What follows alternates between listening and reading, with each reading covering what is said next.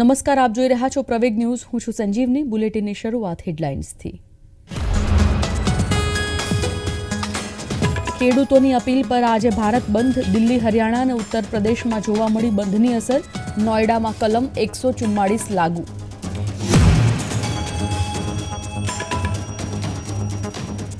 બિહારના સાસારામથી ફરી ભારત જોડો ન્યાય યાત્રા થઈ શરૂ. યાત્રામાં રાહુલ ગાંધી સાથે જોડાયા તેજસ્વી યાદવ.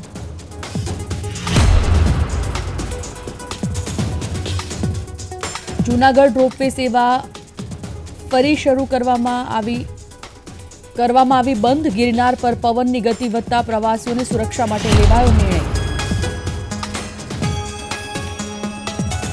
રામ મંદિરના દર્શનના સમયમાં કરવામાં આવ્યો ફેરફાર. નવી વ્યવસ્થા અનુસાર દરરોજ 200 લોકોને રામલલ્લાની આરતીના મળશે પાસ. સપ્તાહના અંતિમ કારોબારી દિવસે માર્કેટમાં જોવા મળ્યો સુધારો. સેન્સેક્સ 264 અંક વધ્યો.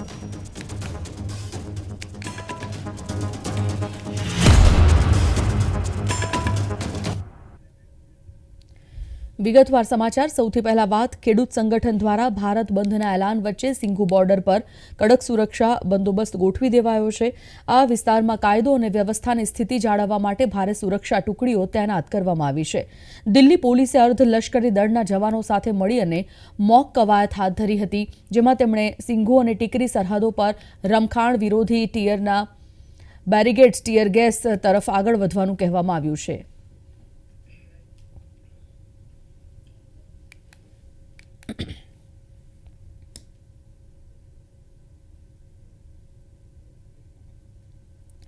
ખેડૂત સંગઠનો દ્વારા બોલાવવામાં આવી રહેલા ભારત બંધને ધ્યાનમાં રાખી અને દિલ્હી ગુરુગ્રામ બોર્ડર પર સુરક્ષા કડક કરવામાં આવી છે. અનધિકૃત પ્રવેશને રોકવા માટે કાંટાળા તારની બેરિકેડ્સ અને નેલ સ્ટ્રીપ લગાવવામાં આવી છે.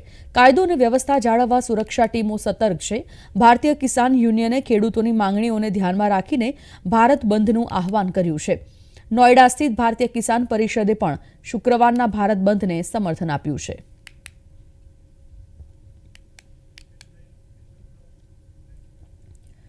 શંભુ બોર્ડર પર ખેડૂતોએ તેમની માંગણીઓ સાથે વિરોધ પ્રદર્શન ચાલુ રાખ્યો છે. મંત્રીઓ સાથેની બેઠકના આગામી રાઉન્ડ સુધી ખેડૂતોએ સરહદી વિસ્તાર નજીક છાવણીઓ લગાવી રાખવાનું નક્કી કર્યું છે. ખેડૂત નેતાઓએ કહ્યું કે જેઓ પંજાબ અને હરિયાણા વચ્ચેના 2 બોર્ડર પોઈન્ટ પર પોતાના પડાવ યથાવત રાખશે.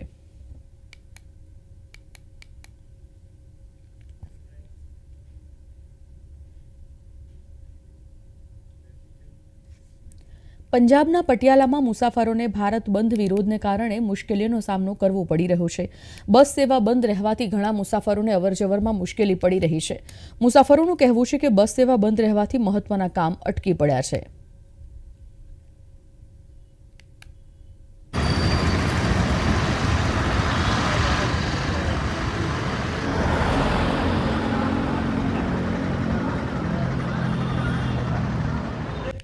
ખેડૂતોના ભારત બંધને ધ્યાનમાં રાખીને શુક્રવારે મોગામાં બસ સેવા અને સ્થાનિક દુકાનો બંધ રહેતા કેટલાક મુસાફરોને મુશ્કેલીનો સામનો કરવો પડ્યો. સંયુક્ત કિસાન મોરચાએ દિલ્હી ચલો આંદોલનના સમર્થનમાં શુક્રવારે ભારત બંધનું આહવાન કર્યું છે. ખેડૂતોના સમર્થનમાં વેપારી સંગઠન મોગાએ શહેરની તમામ દુકાનો બંધ કરાવી છે. મુસાફરોએ જણાવ્યું હતું કે વિરોધની જાહેરાત અગાઉ કરવામાં આવી હતી, તેથી વહીવટીતંત્રે વ્યવસ્થા કરવી જોઈએ જેથી લોકોને કોઈ અસુવિધાનો સામનો કરવો ન પડે.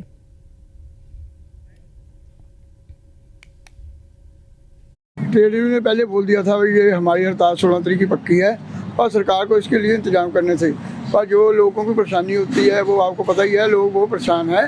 इसमें सभी को परेशानी आती है कि हड़ताल में, ठीक है ना, पर उनकी भी मांगे जो जायज़ है, ट्रेड यूनियन की भी, हम सरकार को यही कहते हैं कि उनकी मांगे जो जायज़ है उनको मान लेना चाहिए.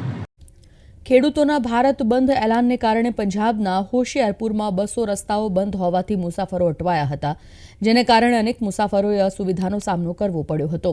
તમને જણાવી દઈએ કે પંજાબ રોડવેઝ, પનબસ અને પીઆરટીસી કોન્ટ્રાક્ટ વર્કર્સ યુનિયન સંયુક્ત કિસાન મોરચાના બંધના એલાનને સમર્થન આપી રહ્યા છે.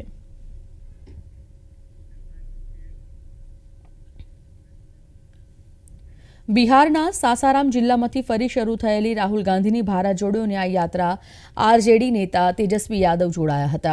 કોંગ્રેસ સાંસદ રાહુલ ગાંધીએ આજે સવારે અહીં પાર્ટીના જિલ્લા કાર્યાલયથી તેમની યાત્રા શરૂ કરી હતી. સાંજે કેમૂર જિલ્લાના મોહનિયા થઈ અને ઉત્તર પ્રદેશમાં યાત્રા પ્રવેશવાની અપેક્ષા છે. આ યાત્રાને લઈ કોંગ્રેસ મહાસચિવ જયરામ રમેશે માહિતી આપી હતી કે આજે ભારત જોડો ન્યાય યાત્રાનો 34મો દિવસ છે. રાહુલ ગાંધી આજે રોહતાસમાં ખેડૂત નેતાઓ સાથે વાતચીત પણ કરશે. આજે બપોરે તેજસ્વી યાદવ અને રાહુલ ગાંધી કેમૂરમાં એક સભાને સંબોધિત કરશે. આજે સાંજે યાત્રા ઉત્તર પ્રદેશમાં પ્રવેશ કરશે. તેમણે કહ્યું કે અમે ખેડૂત આંદોલનને સમર્થન કર્યું છે.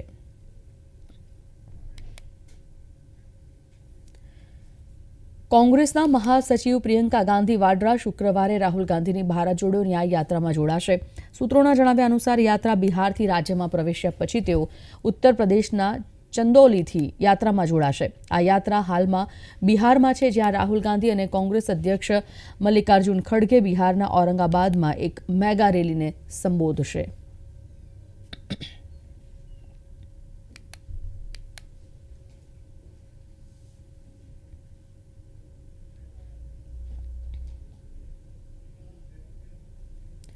દિલ્હીના અલીપોરમાં ગુરુવારે મોડી સાંજે એક પેઇન્ટ ફેક્ટરીમાં લાગેલી આગમાં ઓછામાં ઓછા 11 લોકો મોતને ભેટ્યા છે અને 4 લોકો ગંભીર ઘાયલ છે.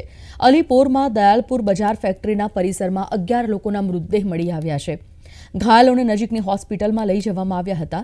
પોલીસની પ્રાથમિક તપાસમાં જાણવા મળ્યું કે ફેક્ટરીમાં વિસ્ફોટ બાદ આગ લાગી હતી. मैंने बच्चों को आवाज लगाई, आग लगी, भाग लो, सिलेंडर बंद कर दो, आग लगी, भाग लो. इतने तो बच्चे निकल भी नहीं पाए थे, मेरे गेट तक आग आ गई थी मैडम. अपने बच्चे ही बचाने हम पे दुब्बल पड़ गए, हम किसकी मदद करते? हम तो ऊपर से देख कर भागे हैं, तब भागे. नीचे से बच्चे 3 बच्चे थे मेरे, तो यहीं फंसे पड़े थे. बच्चों को जल्दी से न लेके भागी हूँ मैं. तो मेरा छोटा देवर था, वो काम आग लगी, अभी कुछ पता थोड़ी ना चला है. राती से यही सब हो रहा है, कोई बता नहीं रहा है क्या हुआ क्या नहीं हुआ, कहाँ गया कहाँ नहीं गया, बॉडी भी नहीं दिखती है, कुछ नहीं दिखाई देता. अब जिसका तो ना खो गया उसका दिल कैसे होता है? ये जिंदा हो या मुर्दा हो, कहीं भी हो तो बता तो दे. पुलिस वाले से बोलो तो पुलिस वाले बोलते हैं कि तो ना अभी दिखाएंगे, अभी बताएंगे. कल ही रात से ऐसे बोल रहे हैं, 3 टाइम भर हो गया है, कुछ नहीं पता चला है कि कुछ पता चला हो. સમગ્ર મામલે દિલ્હી સરકારના મંત્રી ગોપાલ રાયે પ્રતિક્રિયા આપતા કહ્યું કે આ ખૂબ જ દુઃખદ ઘટના છે અને મુખ્યમંત્રી અરવિંદ કેજરીવાલ આજે મુલાકાતે જવાના છે. काफी दर्दनाक और दुखद घटना है. अभी माननीय मुख्यमंत्री जी वहां जा रहे हैं और सरकार उसके तहकीकात में जाएगी और जो जरूरी कदम होंगे उसको उठाया जाएगा. બીજી તરફ શુક્રવારે મોડી રાત્રે દિલ્હીના શાહદરા વિસ્તારમાં એક મકાનમાં ભીષણ આગ ફાટી નીકળી હતી, જેમાં એક વૃદ્ધનું મૃત્યુ થયું હોવાની માહિતી સામે આવી છે. ફાયર વિભાગે તાત્કાલિક ઘટનાસ્થળે પહોંચી આગ પર કાબુ મેળવ્યો હતો. 60 વર્ષીય બદરુક મહેતાને આ ઘટનામાં ઈજાઓ થતા જીટીબી હોસ્પિટલમાં લઈ જવામાં આવ્યા હતા, પરંતુ હોસ્પિટલમાં તેમને મૃત જાહેર કર્યા છે.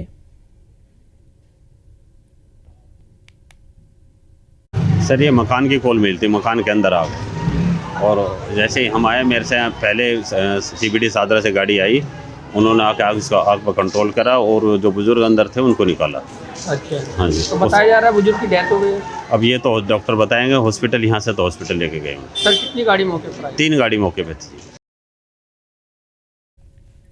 ભારતીય શેર બજાર આજે અઠવાડિયાના છેલ્લા કારોબારી દિવસે વધારા સાથે ખુલ્યું હતું. સેન્સેક્સ 355 વધી અને 72,406 પર ખુલ્યો, તો પેટીએમના શેરમાં ઘટાડો જોવા મળ્યો હતો. શેર બજારમાં ભારે તેજી જોવા મળી રહી છે. નિફ્ટીમાં પણ 90 પોઈન્ટનો ઉછાળો જોવા મળી રહ્યો છે.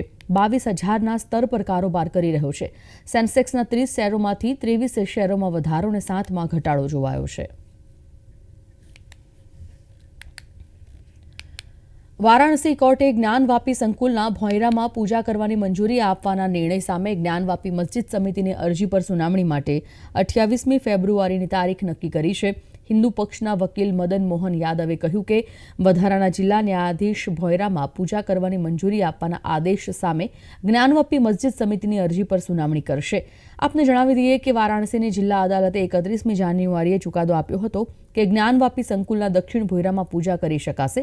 આ નિર્ણય સામે મસ્જિદ સમિતિએ કોર્ટમાં અરજી કરી હતી. ગાઝિયાબાદના પ્રતિષ્ઠિત એલિવેટેડ રોડનું જૂનું નામ હટાવીને હવે શ્રીરામ સેતુ નામ આપવામાં આવ્યું છે. ગાઝિયાબાદ મ્યુનિસિપલ કોર્પોરેશને ગુરુવારે કાર્યકારી બેઠકમાં આ પ્રસ્તાવ પસાર કર્યો હતો. ગાઝિયાબાદના મેયર સુનીતા દયાલે આ પ્રસ્તાવ મૂક્યો હતો, જેને મોટાભાગના કોર્પોરેટર્સે સંમતિ આપી હતી. આ 10.82 કિલોમીટર લાંબો રસ્તો 227 સિંગલ પિલર પર બનેલો છે. દેશનો પ્રથમ સિંગલ પિલર એલિવેટેડ રોડ હવે શ્રીરામ સેતુ તરીકે ઓળખાશે.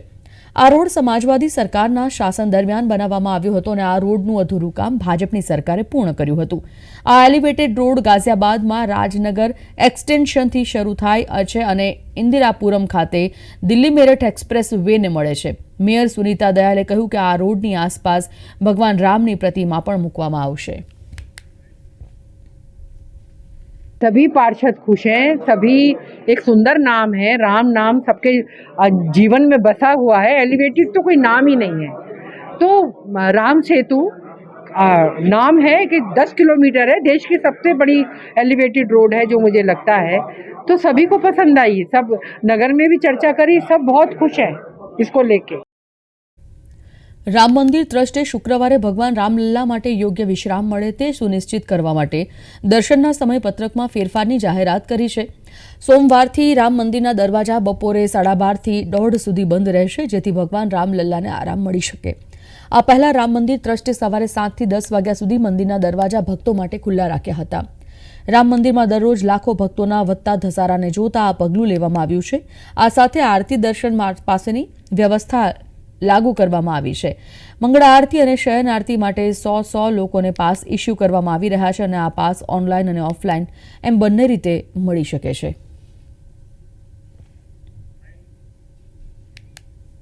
16 तारीख से ये निर्णय लिया गया है कि 12:30 से 1:30 बजे तक रामलला को भोजन के बाद मध्याह्न आराम दिया जाए. भीड़ का दबाव अधिक था, इसलिए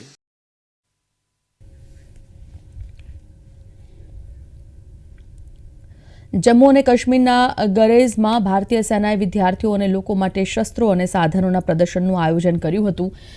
નો યોર આર્મી અભિયાનના ભાગરૂપે આર્મીના બાગટોર યુનિટે ઉત્તર કાશ્મીરના બાંદીપોરા જિલ્લામાં ગુરેઝ ખીણ વિસ્તારના વિદ્યાર્થીઓ માટે આયોજન કર્યું હતું. નાગરિકોમાં ભારતીય સેના વિશે જાગૃતિ આવે તે હેતુથી આ કાર્યક્રમનું આયોજન કરવામાં આવ્યું હતું. आज गुलशनपुरा बगतौर में राना पोस्ट पे इंडियन आर्मी ने वेपन डिस्प्ले प्रोग्राम मुनक्किद किया, जिसमें हथियारों की नुमाइश की गई. हमें सिखाया गया, दिखाया गया कि कैसे हथियार यूज़ करते हैं. उसके लिए हम इनका शुक्र अदा करते हैं. ब्लॉक बगतौर के राना पोस्ट पे इंडियन आर्मी ने आज वेपन डिस्प्ले का प्रोग्राम मुनक्किद किया गया, जिसमें से हमने ये सीखा कि कैसे वेपन का यूज़ किया जाए. बहुत सारे वेपन्स थे, जिसमें हमने ये सीखा कि कैसे वेपन को यूज़ करें. इसमें हम इंडियन आर्मी का शुक्रिया अदा करते हैं.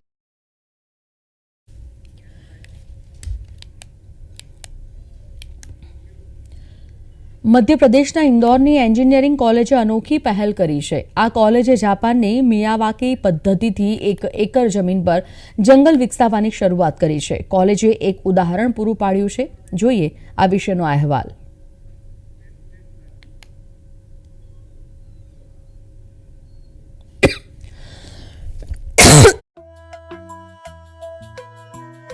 ઇન્દોરની એક એન્જિનિયરિંગ કોલેજે જાપાનની મિયાવાકી પદ્ધતિનો ઉપયોગ કરીને તેની 1 એકર જમીન પર શહેરનું જંગલ વિકસાવવાની પહેલ કરી છે.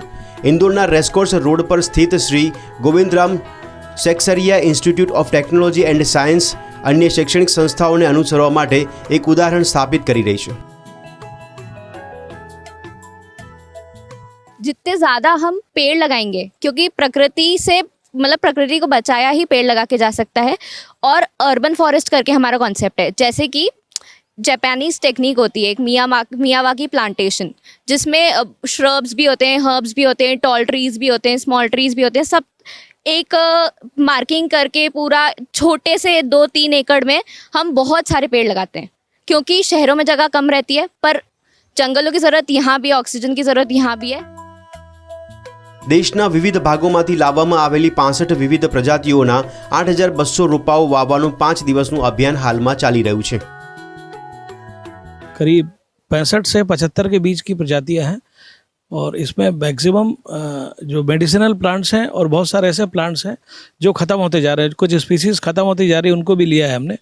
और ये प्लांट्स हमने पूरे मध्य प्रदेश स्टेट के बाहर से भी बुलाए हैं, मंडला से और दूर दूर से केरल से भी कुछ प्लांट्स आए हैं, बुला करके हमने लगाया है।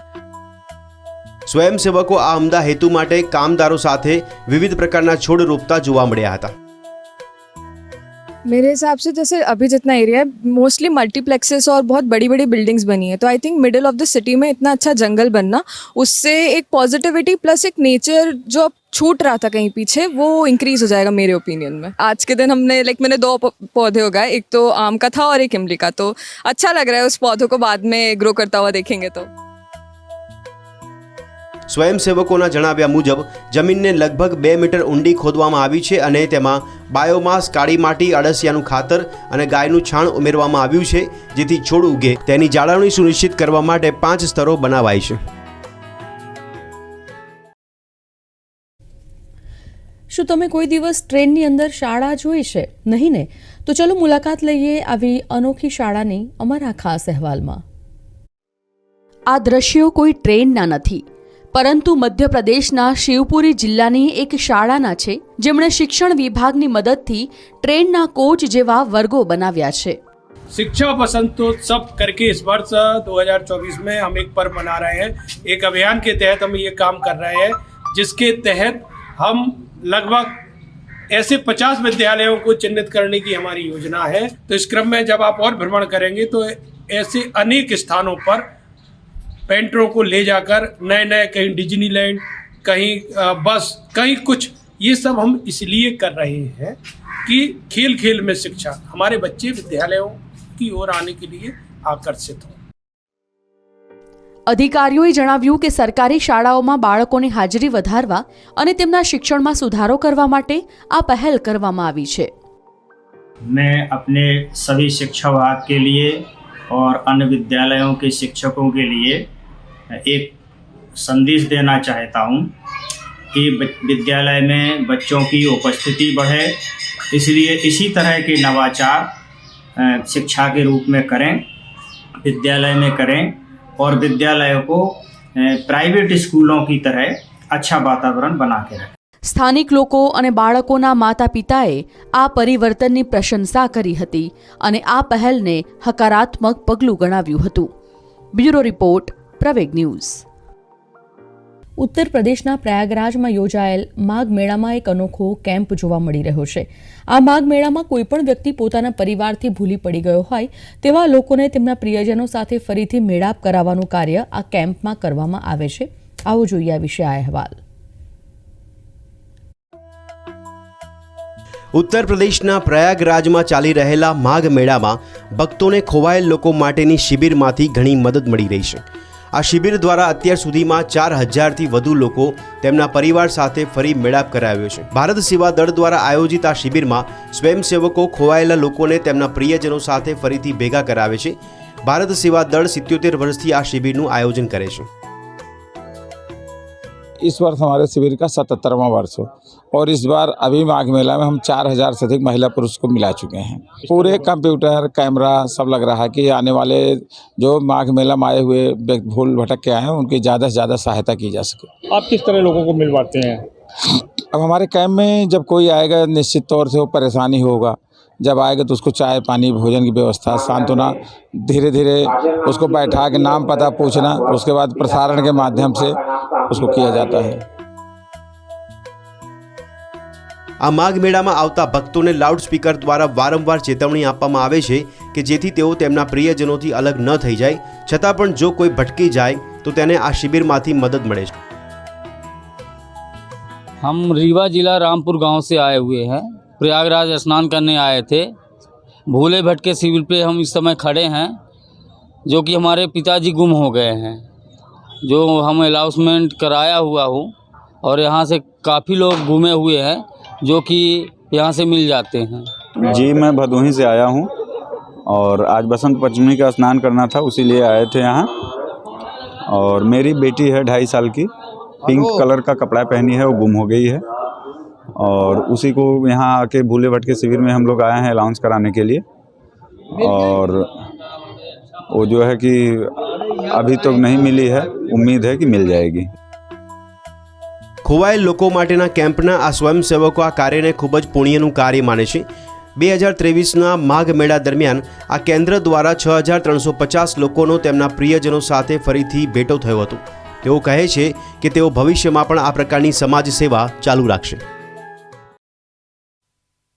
અયોધ્યા ભક્તોની ભારે ભીડને કારણે શ્રીરામ લલ્લા આરામ કરી શકતા ન હોવાને કારણે હવેથી બપોરે 1 કલાક સુધી મંદિર દર્શન માટે બંધ રહેશે.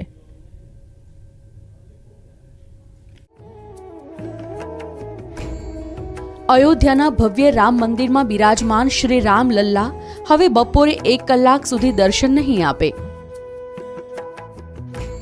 16 ફેબ્રુઆરી એટલે કે અચલ અષ્ટમીના તહેવારથી દર્શનમાં બપોરે 1 કલાકનો ઘટાડો કરવામાં આવશે.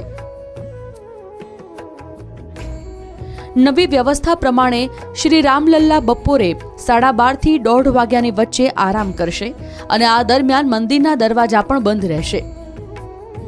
प्राण प्रतिष्ठा बाद भक्तों भारे भीड़ मंदिरे दर्शन माटे पहुंची रही है. आराम मिलना चाहिए ये ट्रस्ट ने सोचा है, क्योंकि दर्शन का समय बहुत बढ़ गया है और दोपहर में जो विश्राम होता था वो इसका स्थगित है. तो इसलिए ये विचार हो रहा है कि उसका समय जो 2 घंटे का था वो कम से कम 1 घंटे किया जाए और दर्शन का भी समय ऐसा रखा जाए जिससे कि प्रभु के सुबह की और शाम की सब आरतियाँ और भोग वगैरह में एक व्यवस्थित कार्यक्रम हो जाए. भक्तों के श्रद्धा और भक्तों के भावना को देख करके जो भगवान के 2 घंटे का विश्राम था उसको नहीं किया जा रहा है. अब विचार कर रहे हैं ट्रस्ट वालों ने कि नहीं, भगवान के विश्राम की अवधि निकाली जाए तो हो सकता है कि जल्दी ही 2 घंटे की बात है. जो 12 से 2 बजे तक होता था वो निश्चित है होने वाला है. श्री राम लल्ला જ્યારે અસ્થાયી મંદિરમાં રહેતા હતા ત્યારે તેમના આરામનો સમય બપોરે 12 થી 2 વાગ્યાની વચ્ચે નક્કી કરવામાં આવ્યો હતો. શ્રી રામ મંદિર તીર્થ ક્ષેત્ર ટ્રસ્ટ સાથે જોડાયેલા લોકોનું કહેવું છે કે શાસ્ત્રોમાં ભગવાનના આરામનો સમય 2 કલાકનો જણાવવામાં આવ્યો છે. બ્યુરો રિપોર્ટ, પ્રવેગ ન્યૂઝ.